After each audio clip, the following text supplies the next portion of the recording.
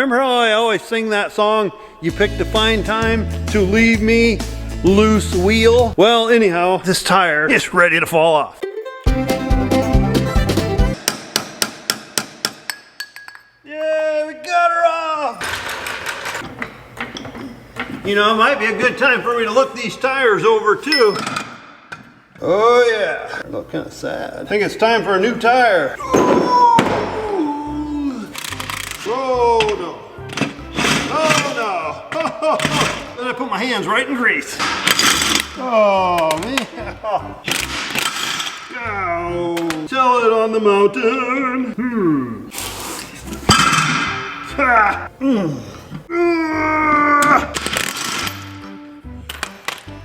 Where, oh where is my welder?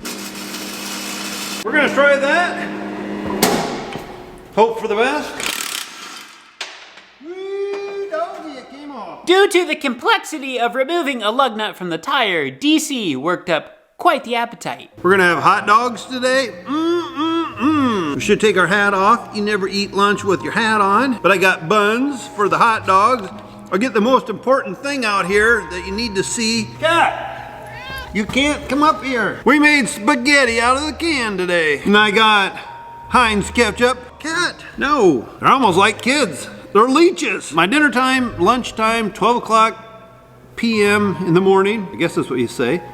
I gotta eat my lunch. When I get hungry, I get hungry. And as the boys would say, when Daddy Cornstar's hungry, he gets grouchy. Oh, buddy. Okay, he just likes to be a worthy attentionist. But I gotta eat, and then, Kitty, should have brought some cat food down, and then the cat could eat on the floor beside me. No, stay down, cat. Come on, buddy. Well, this is what I'm gonna do. I'm gonna move the little skid loader out of the way. I wanna move our old combine, and then I wanna move the big combine, and then I'm gonna give it another bath. That way, when the weather's kind of crappy like this, Sable, when she's bored and she's wondering like, what do I do now? I can smile at her and say, you wanna wax the combine? Oh!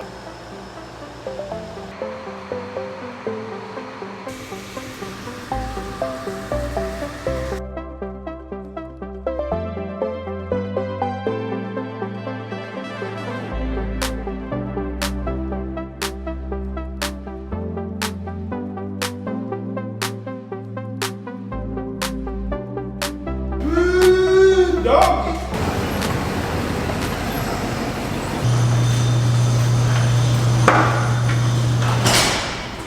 Well, when cold meets hot, poof, gets steamy. Well, we're gonna let the combine dry tonight.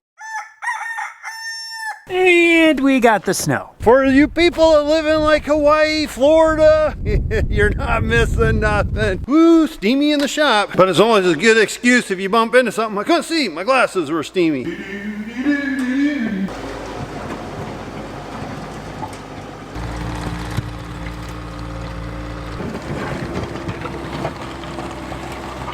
Brr, it's cold out here, but I need to plow the driveway because Ronnie's supposed to be here in a little bit, and he's not gonna be able to get a semi down this.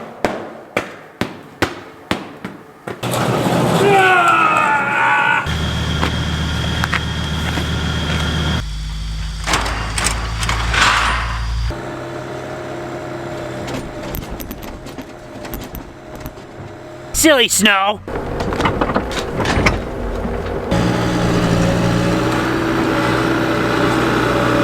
Just had to utilize a little physics.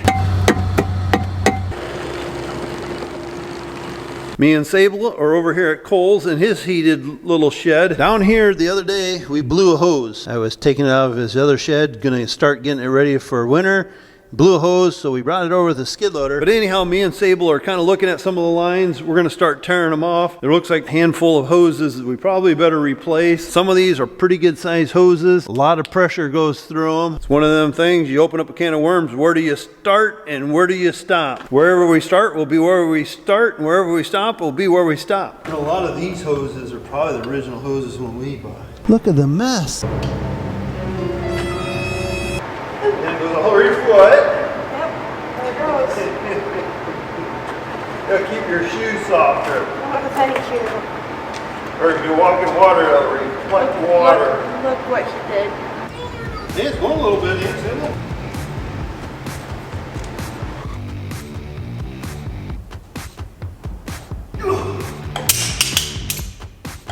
Teflon tape. I need Teflon tape. Plowing the driveway really isn't that hard, but there is kind of a little strategy behind it. Since we put down a fresh layer of top gravel this summer, we have to make sure that we don't get the skid loader bucket too aggressive.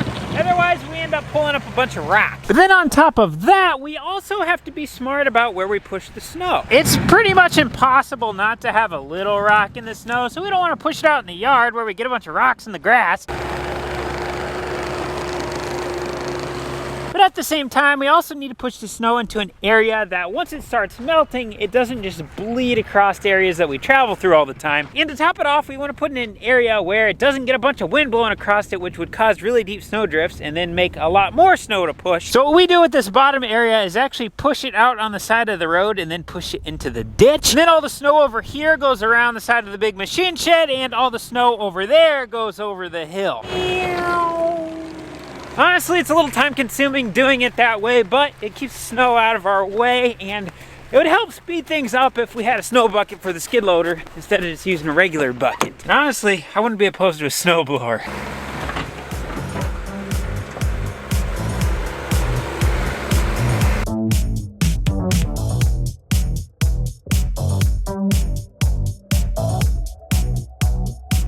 What are you making out here?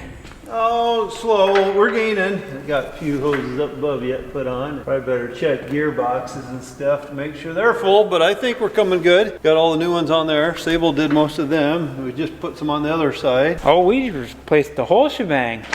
Yeah, a bunch of them are getting really sad.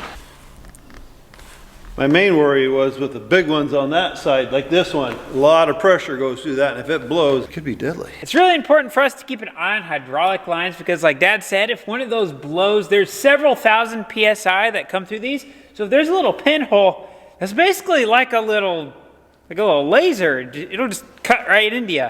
And if it hits you in one of the arteries in your neck or something, it could take you out. And the hard thing is to, hopefully when something, if it blows or something, hopefully it doesn't hit a guy, but when you're out in the cemetery and it's colder than heck out there and then you're trying to work on it in the snow or windy conditions, it's so much easier doing it here in the shop. Hey, we gotta go outside. We're calling it a night, buddy. Come on, kitty. Come on, you lead the way. You lead the way, buddy. Ugh. Come on, let's go out in the snow we go. Ho, ho, ho.